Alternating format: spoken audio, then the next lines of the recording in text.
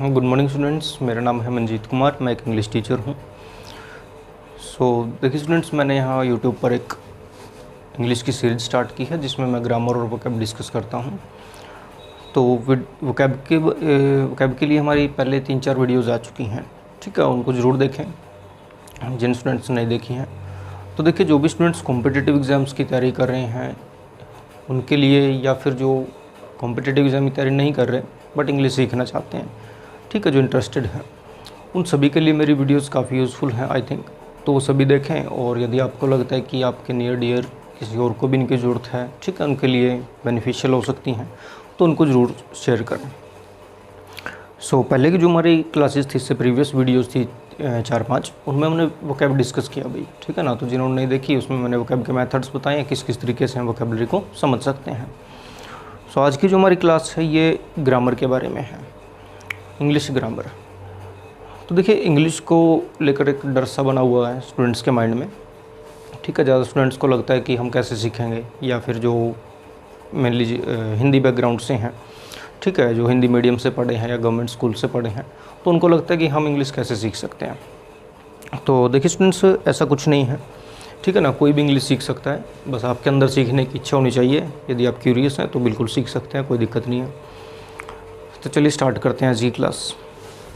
आज की क्लास में हम डिस्कस करेंगे इंग्लिश बेसिक्स, ठीक है। और ये फर्स्ट क्लास है हमारी ग्रामर की। तो इसमें आपको बेसिक टर्म्स जो हमारी यूज़ होती हैं बीच बीच में, उनके बारे में बात बताऊंगा, ठीक है ना। उसके बारे में बात करेंगे हम, क्योंकि होता क्या है कि जब हम ग्रामर पढ़ रहे हैं तो बीच बीच में फिर वर्ड आते रहते हैं। जैसे मैंने बोला नाउन, प्रोनाउन, तो स्टूडेंट सोचता है भाई ये क्या आ गया बीच में, ठीक है ना। तो बार बार उनको एक्सप्लेनेशन देना पड़ता है फिर उनका। तो उससे अच्छा है कि हम पहले इन चीज़ों से ही फैमिलियर हो लेते हैं, ठीक है, उसके बाद आगे चलेंगे। तो देखिए कुछ बेसिक्स टर्म्स हैं जो बार बार यूज़ होंगे हमारे इसमें, या उन्हीं को हमें डिटेल में पढ़ने आगे, ठीक है, ये कहें। तो सबसे पहले टर्म आती है noun, next is pronoun, adjective, verb, adverb,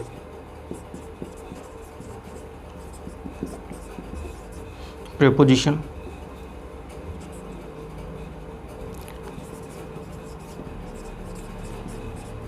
conjunction, and last is interjection. तो देखिए स्टूडेंट्स, ये 8 टर्म्स हैं। यदि हमें ये 8 टर्म्स अच्छे से क्लियर हो जाती हैं, इनका अगर हमें बेसिक फंडा जो है वो समझ आ जाए, तो आप ये मानकर चलें कि इंग्लिश बहुत ही आसान हो जाएगी हमारे लिए, ठीक है ना, बिल्कुल ईजी हो जाती है। बट प्रॉब्लम क्या है कि हम लोग ऊपर ऊपर से पढ़ते हैं चीज़ों को, ठीक है ना।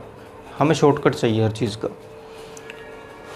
अब देखो, शॉर्टकट कैसे हो सकता है आप खुद सोचेंगे, क्योंकि इंग्लिश एक सब्जेक्ट नहीं है, बल्कि ये तो एक लैंग्वेज है। इसका तो कोई दायरा ही नहीं है कि हम कितना सीखें, ठीक है ना। बट फिर भी हम अपने आप को इतना तैयार कर सकते हैं कि कोई भी जो कॉम्पिटिटिव एग्ज़ाम्स हैं, जितना उसमें पूछा जाता है उसके पॉइंट ऑफ व्यू से चीज़ों को सीख सकते हैं, कोई प्रॉब्लम नहीं वहाँ तक, ठीक है। तो देखिए, सबसे पहले टर्म है हमारी नाउन। अब नाउन क्या है भाई? अच्छे सारी टर्म्स ना हमने पढ़ी होती हैं, ठीक है। जो हिंदी की ग्रामर पढ़ी होगी, जो हिंदी मीडियम से हैं, ठीक है, संज्ञा, सर्वनाम, विशेषण, क्रिया विशेषण, तो वही सारी चीज़ें हैं। हालांकि जो ग्रामर है वो बिल्कुल डिफरेंट है। देखिए, इंग्लिश ग्रामर और हिंदी ग्रामर का कोई लिंक नहीं है, थोड़ा बहुत नाम मैच करते हैं, वो अलग बात है। बट जो स्ट्रक्चर है, ठीक है, या फॉर्मेशन रहेगी सेंटेंस वगैरह, वो बिल्कुल डिफरेंट है हिंदी से। तो हिंदी वगैरह वैसे मैं प्रेफर नहीं करता, बट थोड़ा सा इसलिए कि जो हिंदी मीडियम के स्टूडेंट है वो भी अपने आप को थोड़ा सा लिंक कर पाएँ, उनको लगे कि हाँ सुनी हुई चीज़ें हैं, ठीक है ना। तो देखिए, फर्स्ट टर्म है नाउन। तो नाउन क्या होता है भाई? नाउन किसी भी चीज़ का नाम होता है बस। तो नाउन क्या है? नेम है, ठीक है ना। नाउन जो है वो नेम है। अब नेम किस चीज़ का होता है? किसी व्यक्ति का नाम है, वस्तु का नाम है, स्थान का नाम है, ठीक है, किसी सब्जेक्ट का नाम है, भाषा का नाम है, कोई भी चीज़, किसी भी चीज़ का नाम है। यानी कि जो भी चीज़ दुनिया में एग्जिस्ट करती है ना हमारे यहाँ पर धरती पे, उन सभी का नाम जो है वो क्या है? नाउन है। ये कम है, ठीक है। अच्छा, जैसे मैंने बोला हरि, मोहन,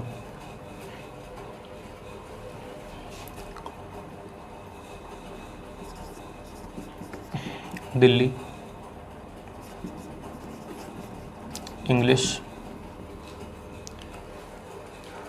तो अब देखेंगे हरि, मोहन है ना, किसी व्यक्ति का नाम है, लड़के का नाम है तो नाउन हुआ। दिल्ली किसी प्लेस का नाम है, दिल्ली, मुंबई, ठीक है, कोई भी शहर हो सकता है, तो वो भी क्या है, नाउन है। इंग्लिश क्या है, सब्जेक्ट का है या लैंग्वेज का नाम है, तो ये भी क्या है, नाउन है। इस तरीके से यानी किसी भी चीज़ का नाम है ना, वो सभी क्या होंगे, नाउन कहलाएंगे। क्लियर। Next pronoun. देखिए प्रोनाउन क्या होता है। अब यदि आप ध्यान से देखेंगे ना, तो नाउन वर्ड ये जो था, ये नाउन इसके अंदर भी है। तो यहाँ से हमें एक चीज़ समझ आ रही है कि भाई इसी से रिलेटेड होगा फिर तो ज़रूरी है, ठीक है। अच्छा, अब ये जो मैंने सीक्वेंस लिखा है ना, देखो कि फर्स्ट पे नाउन, प्रोनाउन, एडजेक्टिव, यदि हम इन चीज़ों को इसी तरीके से पढ़ें तो बहुत अच्छा रहेगा हमारे लिए समझने में, ठीक है ना, काफ़ी आसानी रहेगी। तो नाउन पढ़ा कि किसी भी चीज़ का नाम होता है। प्रोनाउन क्या होता है, प्रोनाउन होता है भाई जो नाउन के स्थान पर यूज़ कर सकते हैं हम वर्ड। कैसे, जैसे मैंने कहा कि आपका फ्रेंड कौन है, तो आपने कहा कि राम मेरा फ्रेंड है या मेरे फ्रेंड का नाम राम है, तो मैंने कहा उसके बारे में कुछ बताओ, तो आप कैसे बताओगे कि राम इज़ माई फ्रेंड, फिर उसके आगे क्या यूज़ करोगे नेक्स्ट लाइन में, he is a good boy, he is very intelligent, ठीक है ना। तो राम की जगह पर क्या यूज़ कर रहे हैं, ही, और यदि उसकी जगह कोई लड़की होती मान लो, ठीक है, या फीमेल जेंडर होता, उसके लिए हम क्या यूज़ करते हैं, शी यूज़ करते हैं। ऐसा ही ना भाई, सभी ने पढ़ा होगा। तो यानी कि जो इनके स्थान पर हम यूज़ कर सकते हैं ना चीज़ें, उनको हम क्या बोलते हैं, प्रोनाउन वर्ड, ठीक है।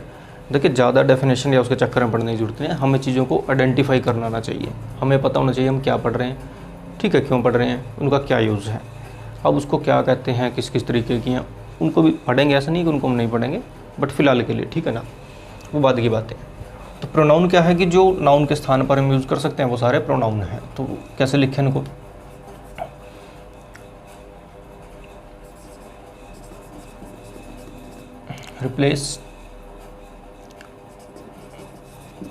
Replacement of noun.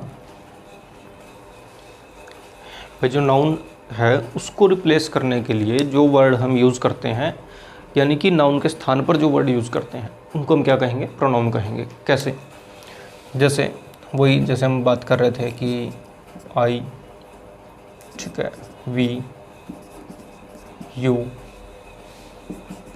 He, she, it, they,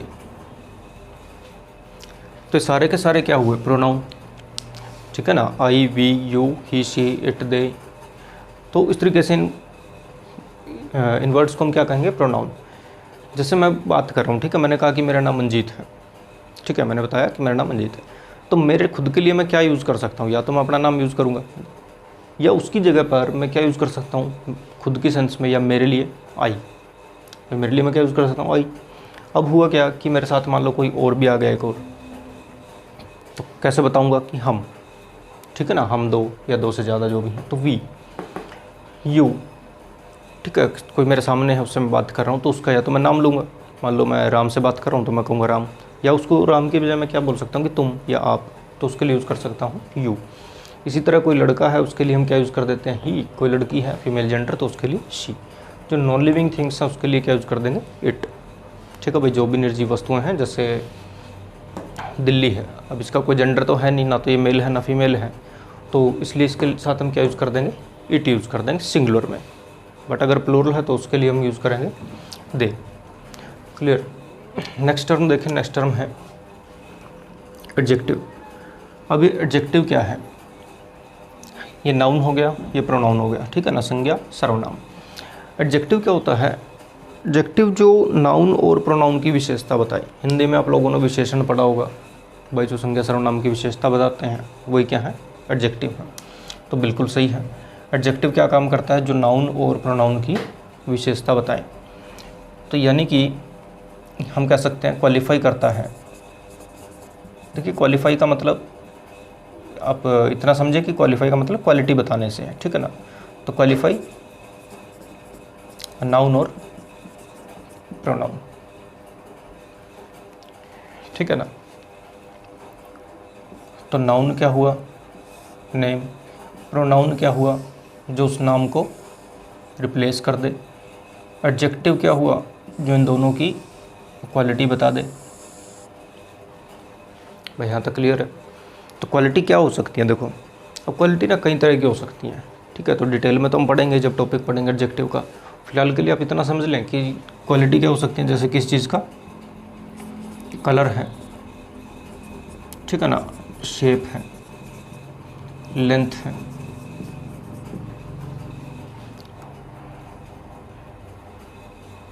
तो इस टाइप से कोई भी चीज़, ठीक है। जैसे मैं कहूँ कि रेड कार, तो कार क्या है, नाउन, और रेड क्या है उसका, भाई कार तो एक अपने आप में एक वस्तु हो गई, कोई भी वस्तु है तो वो क्या हो गया, नाउन है। अब कार कैसी, रेड, ठीक है ना, रेड उसका कलर हो गया, उसकी विशेषता बन गई, तो रेड क्या हुआ, उसका कलर, तो दैट इज इट्स एडजेक्टिव, ठीक है ना, उसका एडजेक्टिव बना। अच्छा, और जैसे किसी चीज़ का कलर है, साइज़ है, शेप है, लेंथ है, विड्थ है, कोई भी चीज़ हो सकता है, किसी भी तरह का कोई एट्रीब्यूट, तो वो सारे क्या हैं उसके एडजेक्टिव कहलाएंगे, ठीक है। आगे देखें वर्ब। तो वर्ब मुझे लगता है सभी को पता होगा भाई, ठीक है ना। वर्ब यानी कोई भी काम, कोई भी करिए। तो अगर हम डिफाइन करना चाहें तो क्या बोल सकते हैं, एन एक्शन और स्टेट,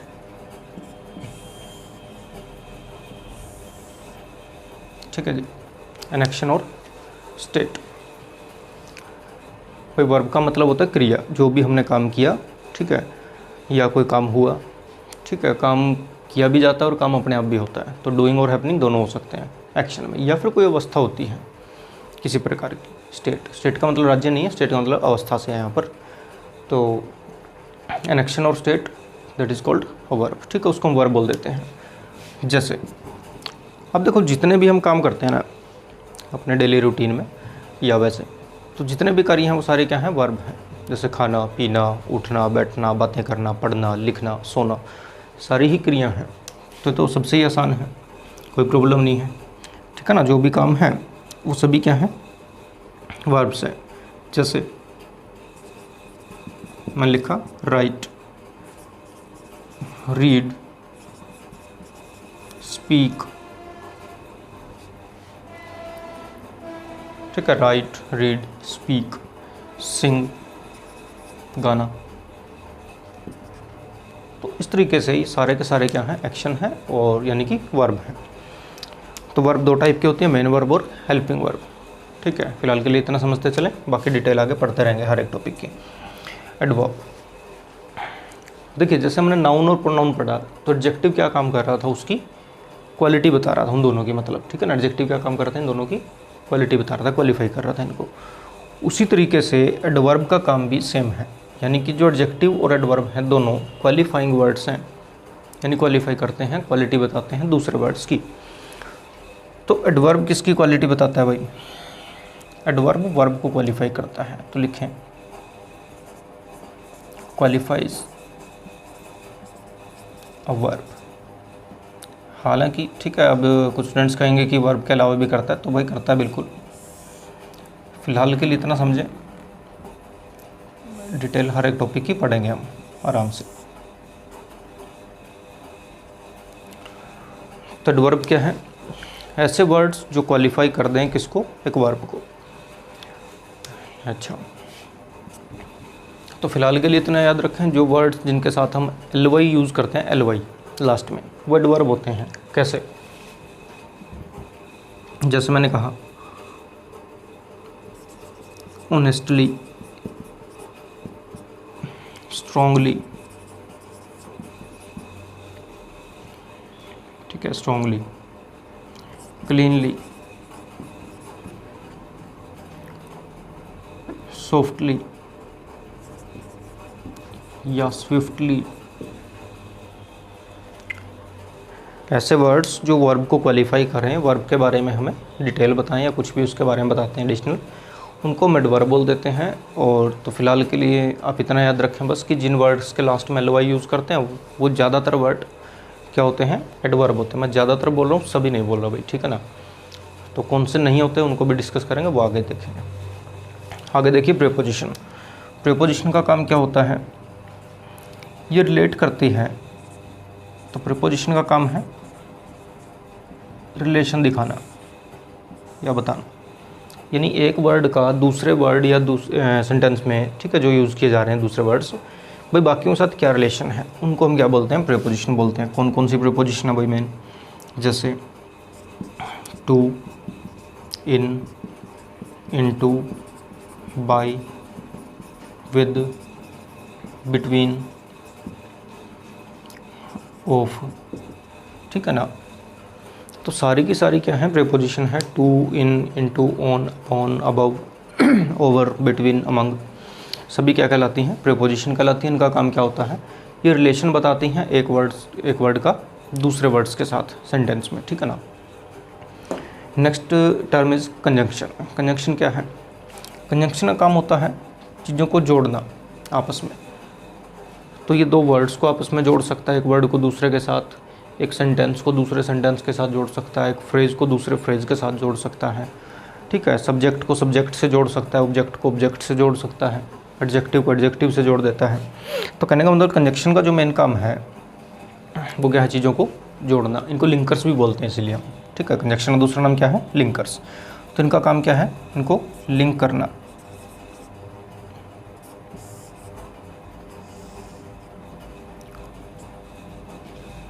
ठीक है भाई, कंजंक्शन का काम क्या है, चीज़ों को लिंक करना, उनको जोड़ना। तो कुछ कंजंक्शन के एग्जांपल्स लिख लेते हैं, जैसे एंड, और, नोर, या फिर आपने सुना होगा either or, neither NOR, not only but also, है ना। तो ये सारे के सारे किसके एग्जाम्पल हुए, कंजंक्शन के। देखिए कंजंक्शन ऐसे वर्ड होते हैं जो दो वर्ड्स को या दो सेंटेंसेस को आपस में जोड़ने का काम करते हैं।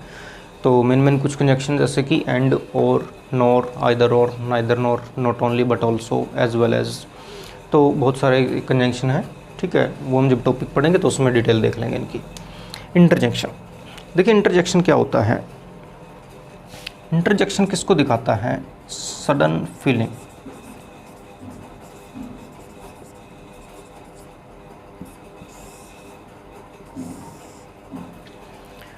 इंटरजेक्शन क्या करता है, सडन फीलिंग को दिखाता है। सडन फीलिंग का मतलब, सडन फीलिंग का मतलब एकदम से अचानक फील होने वाली कोई भी चीज़, ठीक है ना। कोई फीलिंग जो एकदम से आई, कैसे, जैसे हमें एकदम से कोई खुशखबरी मिलती है, ठीक है, तो हम कहते हैं वाओ, ठीक है, ये हम हैरान हो जाते हैं, सरप्राइज हो गए। कोई दुख की बात है, ठीक है, तो हम कहते हैं ओह ऐसा हो गया, ठीक है ना। यानी कि एकदम से आने वाली फीलिंग्स जो होती हैं वो सारी क्या है, किसके अंदर आएंगी, इंटरजेक्शन में आती हैं, ठीक है। तो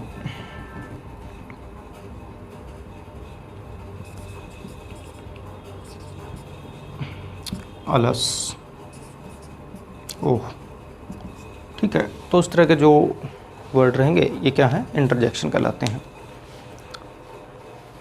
ठीक है स्टूडेंट्स। एक बार देख लें इनको ध्यान से, ठीक है, जो भी ये टर्म्स हमने यूज़ की उनको एक बार ध्यान से देख लो भाई सभी, ठीक है। कौन कौन सी टर्म है, noun, pronoun, adjective, verb, adverb, preposition, conjunction, interjection. तो ये 8 टर्म्स हैं, इनको एक बार देख लें।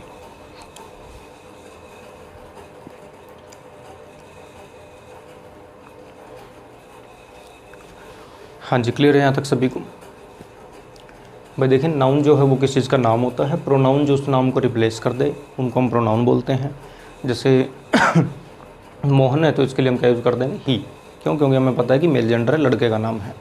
यदि इसके जो कोई लड़की का नाम है, ठीक है, फीमेल नाम होता, जैसे सीता, तो सीता के लिए हम क्या यूज़ कर सकते थे, शी, ठीक है। जो नॉन लिविंग थिंग्स हैं उनके लिए हम क्या यूज़ करते हैं, इट। तो ये सारे समझ आ जाएंगे जब हम टॉपिक पढ़ेंगे। फ़िलहाल के लिए सिर्फ इनका एक इंट्रोडक्शन है, या हम इनसे फेमिलियर होने की कोशिश कर रहे हैं ताकि आपको अजीब ना लगे, ठीक है। जब मैं इन टर्म्स को यूज़ करूँ तो आपको ऐसा ना लगे भाई ये क्या आ गया बीच में, ठीक है, आपको पता हो थोड़ा सा इनके बारे में आइडिया। एडजेक्टिव क्या करता है, एडजेक्टिव नाउन और प्रोनाउन को क्वालिफाई करता है, क्वालिफाइज अ नाउन और प्रोनाउन, वर्ब क्या करता है, वर्ब क्या होती है भाई, कोई भी एक्शन या स्टेट, कोई भी क्रिया या कोई अवस्था। एडवर्ब क्या काम करता है, जो वर्ब को क्वालिफाई कर दे, जो इसकी विशेषता बताए।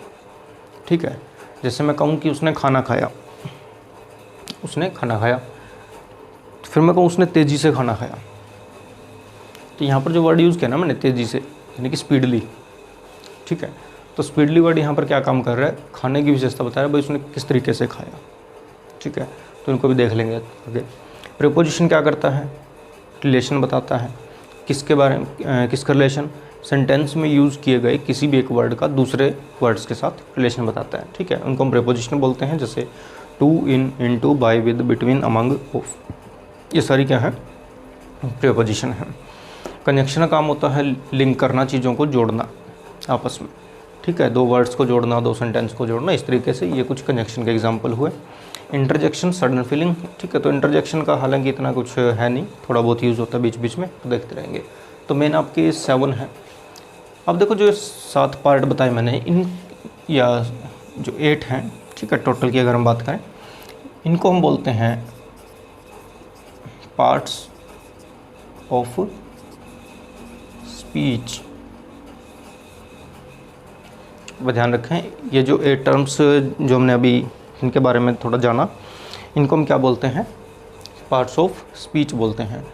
तो यही पार्ट्स ऑफ स्पीच मिलकर पूरी इंग्लिश का जो बेस है या उसका स्ट्रक्चर है उसको तैयार करते हैं।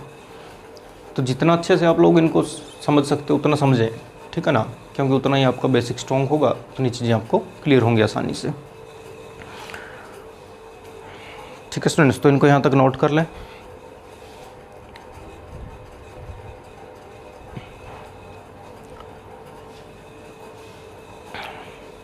तो स्टूडेंट्स यहाँ तक आप समझें, इनको पढ़ें। ठीक है, तो आज की क्लास में इतना ही, बाकी कल की क्लास में डिस्कस करते हैं। नेक्स्ट जो वीडियो होगी उसको जरूर देख लें आप, ठीक है, जिनको आगे समझना है।